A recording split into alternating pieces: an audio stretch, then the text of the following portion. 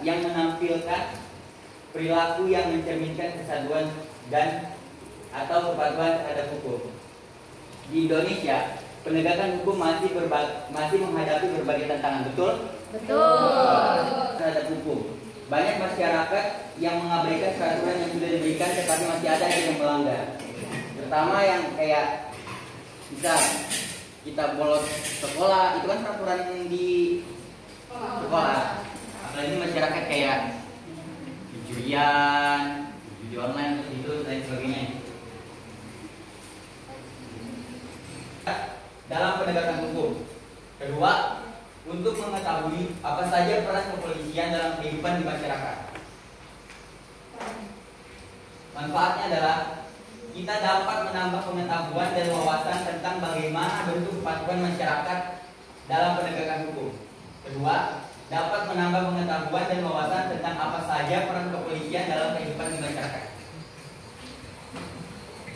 Bab 2, kajian pustaka. Pengertian judul. Hukum adalah undang-undang yang dibuat dan ditegaskan melalui lembaga sosial atau pemerintah untuk mengatur perilaku masyarakat.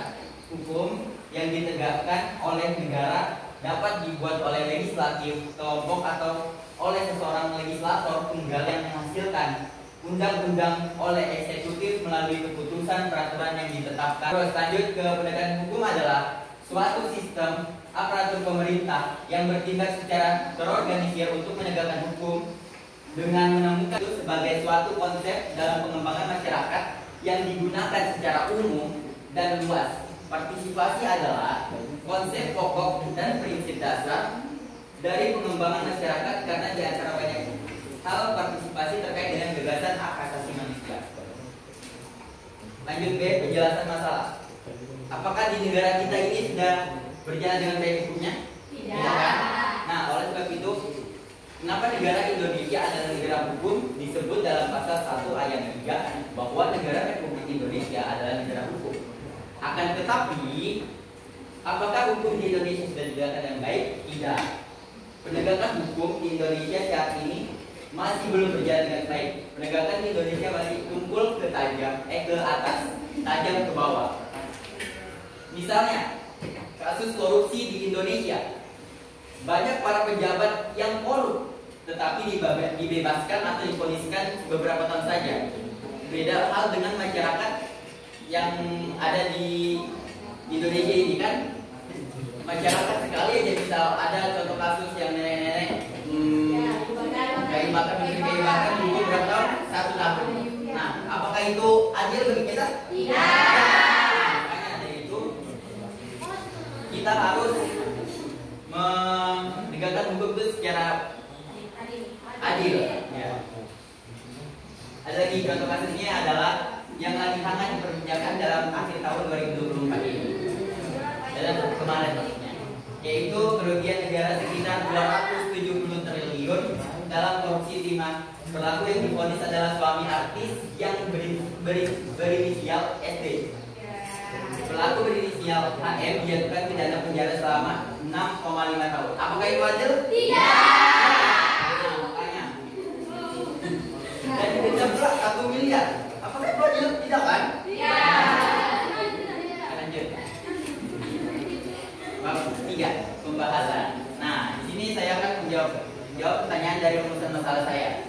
Yang pertama, bagaimana mencerminkan sikap patuh terhadap hukum harus ditampilkan dalam kehidupan di masyarakat sebagai perwujudan partisipasi dalam proses penegakan hukum. Tanpa kepatuhan hukum hanya akan menjadi sekumpulan aturan mati yang tak bermakna. Ada apa saja sih bentuknya? Pertama, melaksanakan setiap norma yang berlaku.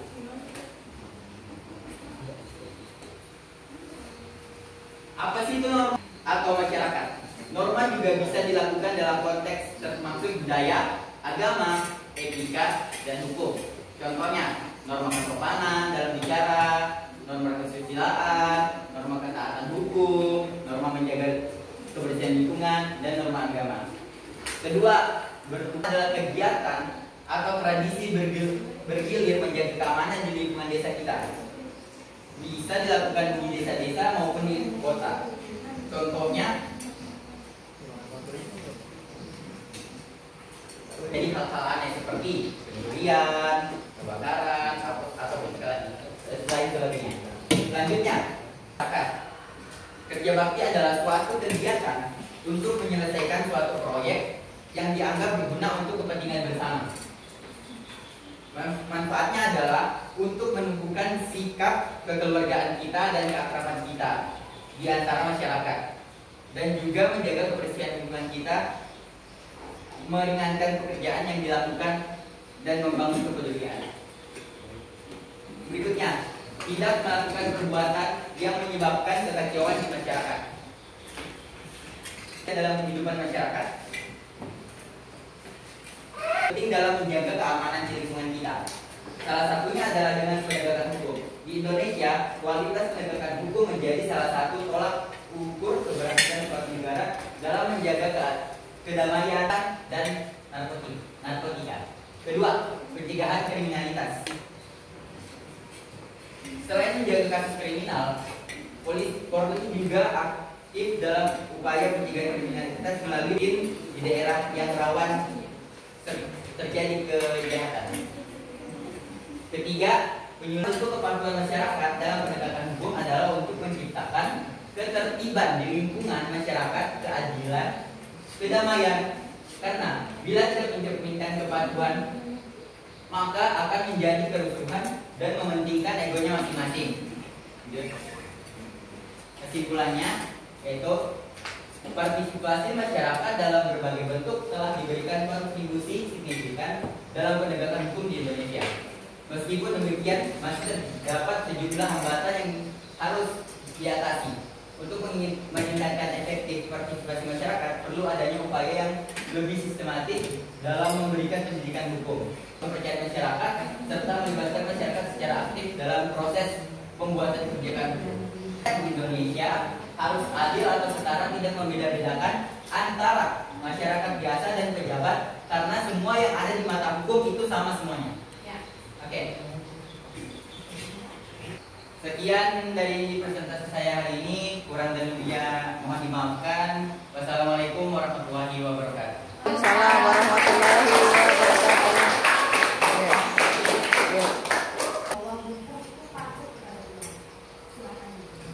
Gimana?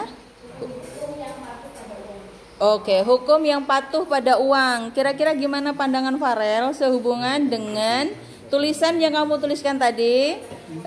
Sedikit menyinggung sehubungan dengan kasus korupsi ya. Kasus korupsi tadi. Oke, silakan. Dalam suatu hukum, negara kita adalah negara hukum dan demokrasi. Namun pada nyatanya yang kami bilang tadi bahwa negara kita belum sepenuhnya baik dalam hukum. Nah, di sini kan dapat dilihat sebenarnya kasus 270 triliun. Dalam konteksnya dia hanya diberikan 1 miliar, tidak sepadan dengan apa yang dia produksi. Itu yang artinya apakah betul itu patuh kepada uang yang telah disodorkan kepada mereka? Jujurnya sih kalau patuh kepada itu sebenarnya nggak boleh kan. Nah, tapi banyak para pejabat yang ada di Indonesia itu menyogok kepada hakim atau jaksa gitu untuk meringankan hukumannya. Sedangkan masyarakat itu kan setiap ada tindak pelanggaran atau kena hukum itu mau juga pakai uang, cuma juga ada. Jadi saran saya tuh lebih baik kita tuh harus adil demi kepentingan Indonesia kita supaya maju terus berkembang. Terus masa negara kita mau begini terus, apa mau berkembang majunya kapan? Oke. Luar biasa. Oke, silakan. Diadakan? Ya. Silakan Farel untuk menyudahi. Sekian dari presentasi saya. Kurang dan lebihnya saya mohon maaf. Terima kasih atas perhatian teman-teman sekalian. Kurang dan lebihnya mohon dimaafkan. Wassalamualaikum warahmatullahi wabarakatuh. Waalaikumsalam warahmatullahi wabarakatuh.